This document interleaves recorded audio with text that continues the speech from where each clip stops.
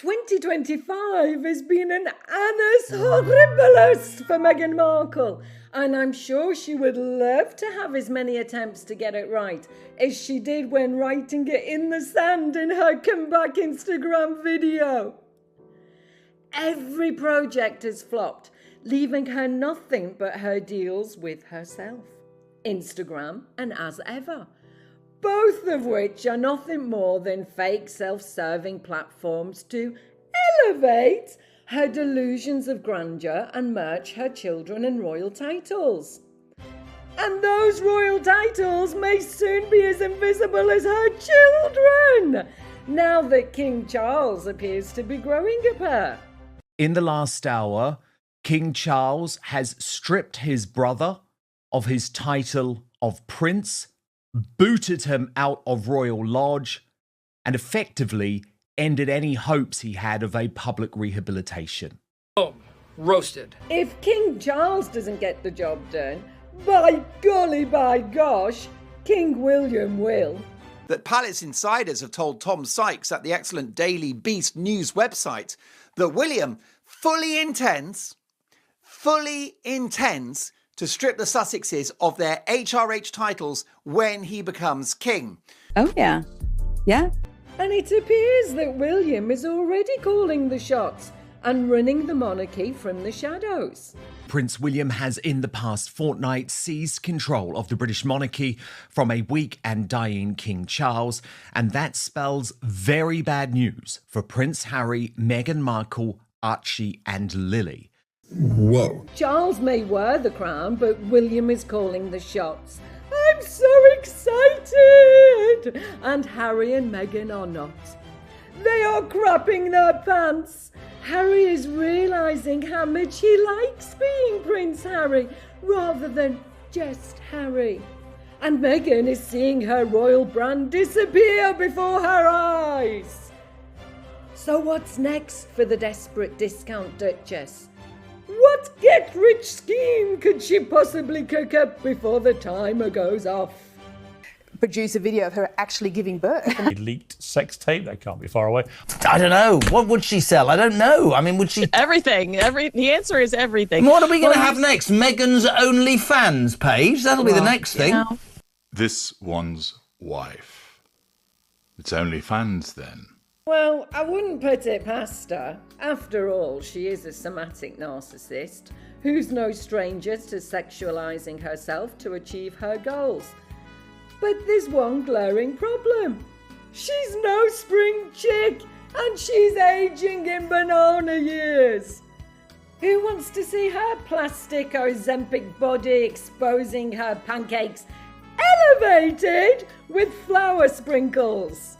Now that she's back on Instagram and posting whatever the hell she wants to post, I foresee a more Britney Spears losing the plot kind of content. Making bread where it takes 6 hours to make it, where it smells like cake through the whole house, and waiting for that moment to just devour this homemade bread. It's not like cake and it's not like bread. Homemade bread in the house. Because it's smooth like butter. I can just hear her now, talking about her 6-day sourdough starter while dancing with knives with Archie and Lily in backup roles as we finally get to see what these kids look like. She's already proved the prove-it game as far as her talent, or lack of talent, is concerned. Spotify, Lemonada, Netflix, they've all smelled the coffee. Grifters. So her kids will be her next deal. We only have to look at her Instagram account to see how close she is to exposing those royal faces to the world, and she'll have to move quickly before they become Master and Miss Mountbatten Windsor, or Sussex. The Sussexes. Yeah, right. But Harry won't stand for that, I hear you say. Well, Either Mr. Mountbatten Windsor will be as desperate as his wife to pay their Montecito mortgage, or he'll already be just another one of Meghan's Markle exes, and she'll be working on her post-divorce memoirs. Vanity Fair got away with publishing that she was already trying to shop a post-divorce book. I mean, imagine the attorneys that combed over that article, and the questions that they brought to that journalist, and the concerns that they brought to that journalist. These are two of the most litigious people we've ever covered professionally. They love to sue. It excites them in some way, and Vanity Fair published that report that there are allegations that Meghan's team are going to publishers saying, how much could we get if we can provide you with a manuscript post-divorce? And I'm sure that would involve royal revelations, and I'm sure that would involve how unhinged Prince Harry can be allegedly and paranoid. I'll definitely be covering that on my channel. Harry is on a slippery slope of becoming surplus to requirement. Just look at how many solo ventures Meghan has launched. The Bench, With Love Meghan, Instagram, As Ever, Archetypes, Confessions of a Female Flounder. Granted, she hasn't known any real success, more surviving than thriving. And their marriage is barely surviving. If these titles go, or should I say, when they go... What about Harry and Meghan? Are they next? I think so. A monarch can now remove a duke title and even a princely title. So trust me, Harry and Meghan right now should be very afraid, because it is a matter of when, not if. What purpose does Harry serve in Meghan's life? She's already more infamous, than she could ever have imagined to be.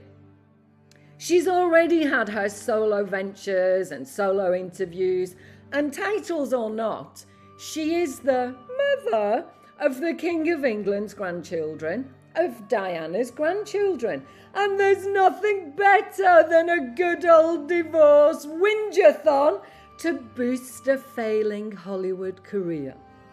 Harry appears to be more useful to her as her ex than her husband. Plenty of attention and pity party, one tear left eye, woe is me, divorce interviews. A nice little royal divorce settlement could be just what the doctor ordered. And while those intertwined palm trees are burning in the Montecito fireplace, she'll be writing out, in her best fake calligraphy, her list of potential rich idiots to take Harry's place. As for her Hollywood career and business ventures, she'll always find a platform willing to use her infamy to promote itself. There'll be no more big names. She's already gone from Netflix to Instagram, from Spotify to Lemonada, from Oprah to unknown podcasters. But the woman has no shame. She'll take what she can get and run with it. I mean, this is the woman who invites herself to fashion shows and grifts off her deceased mother-in-law's fatal car accident. She'll do anything to stay in the spotlight. She'll never be a huge success, and she'll never just go away. I've always thought that Meghan is more of a Fergie 2.0 than Diana 2.0. And after listening to Cher Denise read entitled, the comparisons are overwhelming. Listen to this character description. The Sun reported that at Fergie's office in Plantation Wharf, at least 5 secretaries had left in the past 2 years. A source told the paper, Fergie can make you feel $1 million one minute, then trample you into the dirt the next. Even if you have your own family to look after, they take second place when it comes to the Duchess. For some staff, it came down to choice between their own families and Sarah, with inevitable consequences. If you don't choose her, then all hell lets loose, said the source. It's all about power, dominance, and the manipulation of people. She knows she does it, and that's literally how she gets her kicks. When you're in favor, there's nothing she won't do for you. Send you presents on your birthday, flowers, say nice things about you, but suddenly, it will all change. How crazy is that? Both Spurs married to the same kind of woman. She's describing Fergie, but we all thought it was Meghan. You know, she has consistently used charities as a means for her to get a leg up in society and for her to rehab her terrible, terrible reputation, one that she has soul created on her own. Zero class, no idea about self-preservation, no desire for self-preservation. She can't wait to burn it down fast enough. She spends like there's no tomorrow. She's using and abusing everybody. Now on to Fergie's business ventures. She'd published Dining with the Duchess, making everyday meals a special occasion. She had a cameo role in the series finale of sitcom Friends, watched by 20 million Americans and 7 million in the UK. She was paid £60,000 to interview Michael Douglas about his sex addiction. She began writing a column for the New York Times syndication section. OK Magazine paid her £200,000 for an interview in which she said she was trying to leave the Duchess of York behind and to develop Sarah's potential.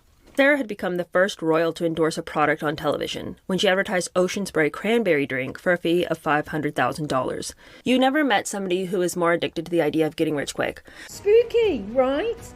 Both wives all about making a quick buck off their royal titles and royal children. Yeah, because Fergie would merch her children too, and was all about claiming to be Mem of the Year to the children she barely spent any time with. William can see the similarities too between the two couples of entitled men and ruthless women, and he's gonna nip that problem in the bud. So if you want to know how it's all gonna end for Meghan, take a look at Fergie. No great success in her business life, but never completely out of the spotlight either. And now she's ended up a disgraced woman with no title, no money and no home. And mark my words, this inevitable outcome will happen sooner rather than later for Meghan, because Fergie never bashed the royal family. She enjoyed decades of royal protection and benefits until the Yorks' behaviour left the palace no choice but to cut all ties and revoke all titles. William is chewing at the bit to extend the same courtesy to the Sussexes. And whether their titles go now with the disgraced Yorks or later with a Queen Marguerite-style slimmed-down monarchy, who could possibly claim racism?